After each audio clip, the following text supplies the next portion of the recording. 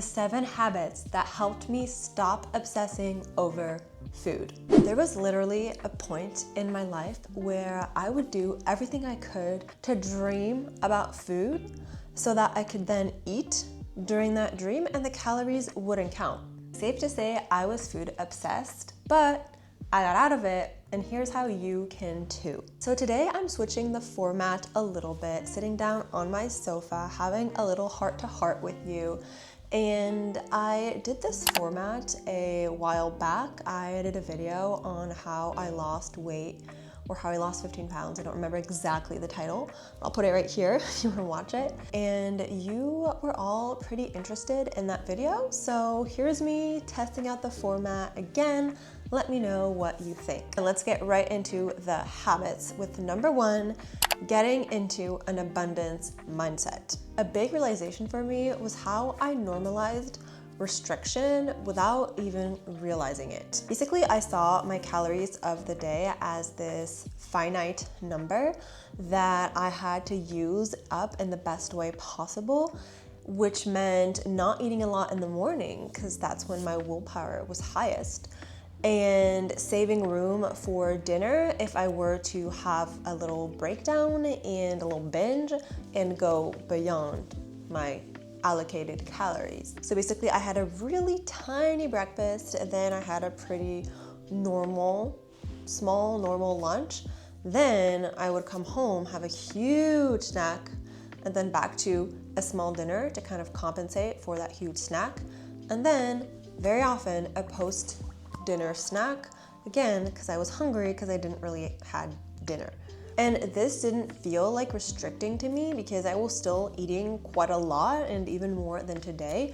It's just that the intention behind it was totally different because my body still felt like I was restricting, and therefore it had to compensate every time I would allow it food. And the day I stopped doing these things, the day I started giving my body healthy, balanced meals and snacks and treats without treating it as something that I should feel guilty about, that's when my mind quieted down and I stopped being obsessed with all these foods. I got out of the restrictive mindset and into the abundance mindset. And when you do that, something really interesting happens is that your body starts getting regular sources of energy, so it stops panicking. It stops having you be obsessed with every single food item you think about or smell or come across. Your body stops being on high alert every time there's food, and you start regaining your natural hunger cues back. And I think there is a misconception for a lot of people when we say the abundance mindset. They think abundance means endless amounts of food, and that's not the case. It's more about having that consistency and knowing that food is always available if you need it. Doesn't mean you're gonna eat 50 different cookies, just that you can have a cookie if you want one. Second habit was getting rid of food rules. So growing up, food was actually pretty neutral for me. My parents did a good job, but the way it is for a lot of girls in their late teens, I started finding the Tumblr posts on clean eating and dieting and having a thigh gap and thinspiration, all of that. Today, it's more like skinny talk, but it's the same stuff repackaged. I had a whole list of unspoken food rules for myself, like bananas have too much sugar, pasta, super unhealthy, carbs should never be eaten for dinner, dessert must either be earned before or burned off after, treats are a weekend food. So even if I allowed myself these foods, I still felt super guilty after eating them. So even if I wasn't restricting them from a physical standpoint, I was still restricting from a mental standpoint. The main thing I did was restrict carbs, but of course only whole carbs, because I was misinformed, which is why now I try to bring awareness to this, but I thought that all carbs had the same nutritional value, that all carbs basically were bad. So I told myself I would rather use up my carbs on the desserts than on the whole carbs. Sounded like a good plan at the time. It was not. And when I started to let go of these food rules, everything started to change because I got out of this terrible cycle where I was always judging myself for my choices, feeling either proud or guilty. When you get out of this negative loop, then you get out of this constant judgment and evaluation of your food choices and guilt. And then that makes every meal more satisfying. And therefore, you start being less obsessed with what you're eating, because you're enabling yourself to be satisfied, not telling yourself that this is a good food, this is bad food. It's all just food, and it's all beneficial to you in some way.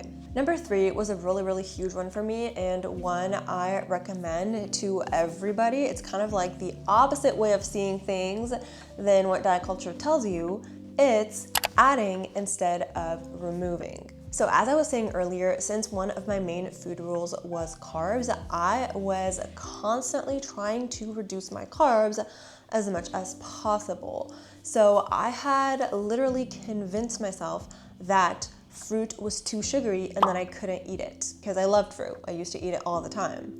I had also convinced myself that I did not like potatoes or rice, because for me, those were the carbs that I would rather replace by treats, cookies, cake, candy, that for me were more pleasurable. And so I didn't see a reason to use up my carbs on foods I liked less, like potatoes or rice. But of course, skipping carbs made me more obsessed with those treats, because I was not focused on adding more beneficial things, I was focused on removing. But when I started incorporating more whole carbs back into my diet, making sure each meal I had a source of whole carbs that satisfied me and that I enjoyed, guess what? My desire to eat treats after every single meal drastically reduced. The thing about restriction is that it makes you so focused on the foods that you can't have that they become so loud in your head, you can't focus on anything else, and you feel like you're just completely obsessed. But once you're able to make this shift to the foods that you can add,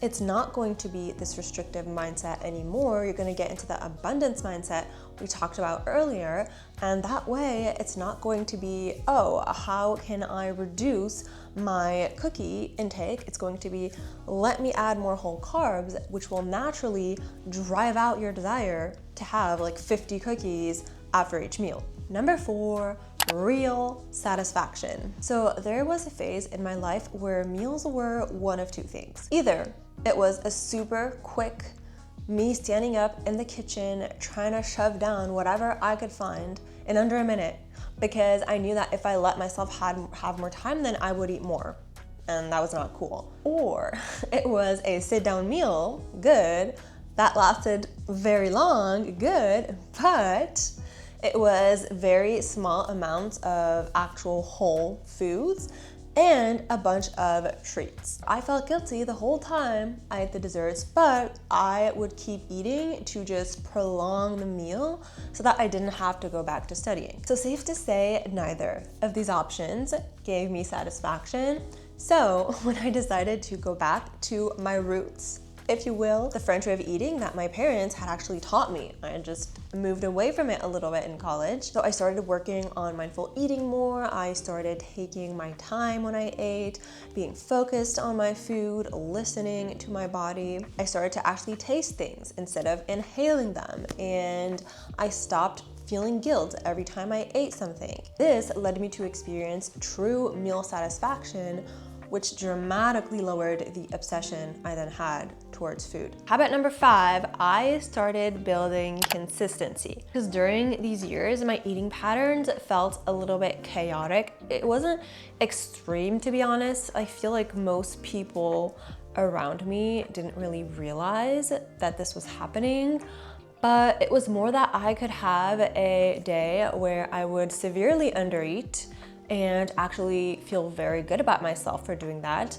And of course, the next day, I would compensate, and I would literally be able to eat 5-10 servings of cake after one meal. So then I'd feel guilty again, try to compensate by skipping the next meal, or having like soup, and I would fail.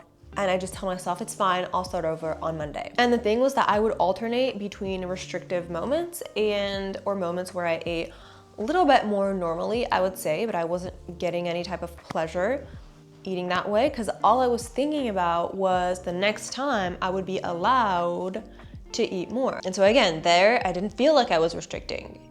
But this form of unpredictability is restriction for your body because it doesn't know what is coming. And so that's why it was so important for me to build that consistency where I knew that I would be having healthy, balanced meals every day and that there would be foods that I enjoyed, foods that were more treat foods as well, every meal, every day. So it was this pattern and I knew it was coming. It was something regular. And the thing is, once your eating starts being more predictable, then you start being less obsessed because you're not constantly fixating on, okay, when is my next meal? Am I gonna be able to catch this up later?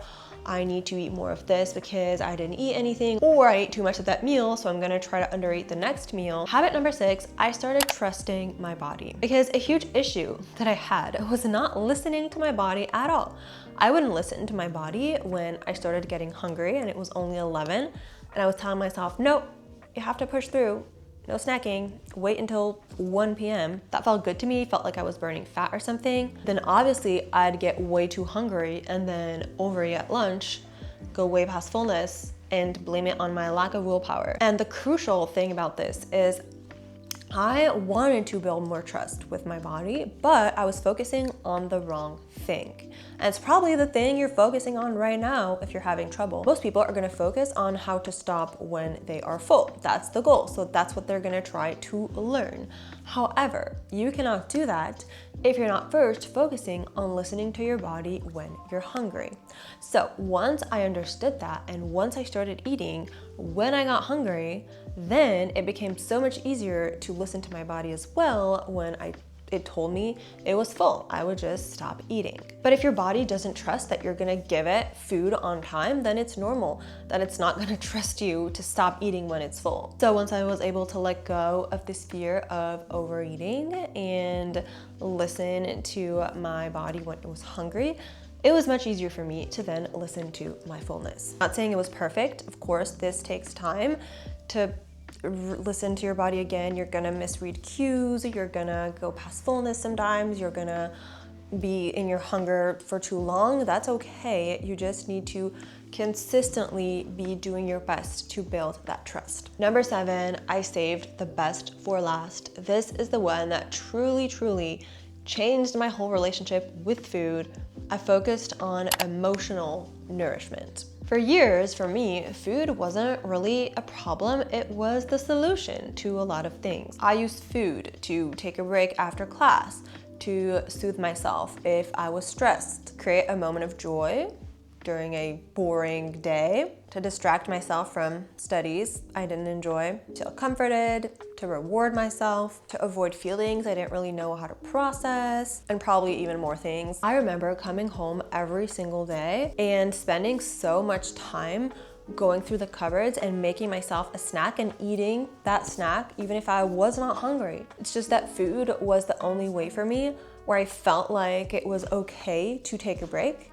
I felt like it was the only thing that justified a break, that every other activity I could do was just wasting time. And I knew that the second I stopped eating, I needed to go back to studying. And obviously I did whatever I could to push that moment back. And so when I realized that, I decided to let myself have these breaks to be able to do something like read for 30 minutes or play the piano or watch a TV show or call a friend or just talk with my family. And I did those things most times without even needing a snack, sometimes with a little snack, but that had just no impact on the duration of my break whatsoever. I also started adding more little moments of joy throughout my day, throughout my week, that were not related to food. I worked on my overall happiness as well, and guess what? Food stopped being my main way to deal with my emotions and stopped being my main focus of happiness throughout the day. It's really not fair to food if you think about it, to have it be your lifeline for every single thing. You need to work on finding different ways to cope with all the things that food is currently fixing in your life. And instead of focusing on eating less, You need to focus on living more. I know it sounds cliche, but it's true. So hope you enjoyed these habits. Hope you found them helpful. I know that none of them happened overnight. They weren't even intentional. They weren't part of a weight loss plan. And what I would suggest you do if you feel like right now food is taking up too much space in your mind, pick one habit. Pick one and start there. And when that one is mastered, you can move on to another one. Don't overwhelm yourself right away. So that's it for this video. I really hope that you enjoyed it. If you did, don't forget to like it and subscribe, and see you on my next one. Bye.